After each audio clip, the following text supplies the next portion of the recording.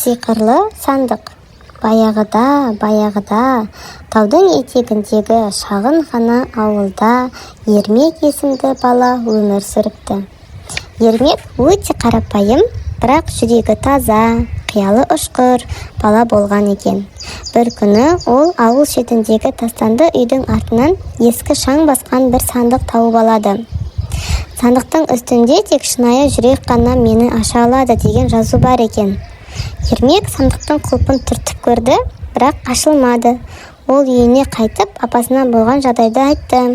Апасы жай ғана жымиды. Шынайы жүрек деген адал ниет, ізгі ой, көмекке дайын болу дейді. Сол күннен бастап Ермек өзгелерге көмектесуге тырысты. Көрші әжеге отын жарып берді. Кішкентай балаларға ертегі оқып берді. Достарымен ойнап жүргенде ешкімді ренжітпеді. Ол бұл әрекетті сандық үшін емес, жүрегі қалайтындай істеді.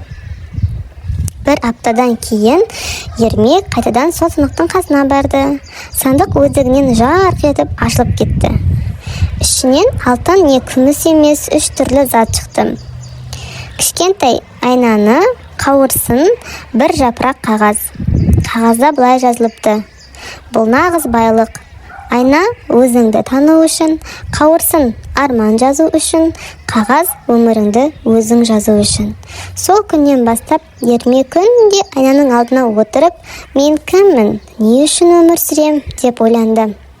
Қауырсын мен арманын жазып отырды, ал қағазға өз өмірінің ең керемет беттерін бастады. Ол өсе келе үлкен адам болды, бірақ сиқырлы сандықты ешқашан ұмытпады. Ол әр баланың жүрегінде бір сиқыр бар екенін түсінді. Себебі шынайы жүрек кез келген құлыпты аша алады.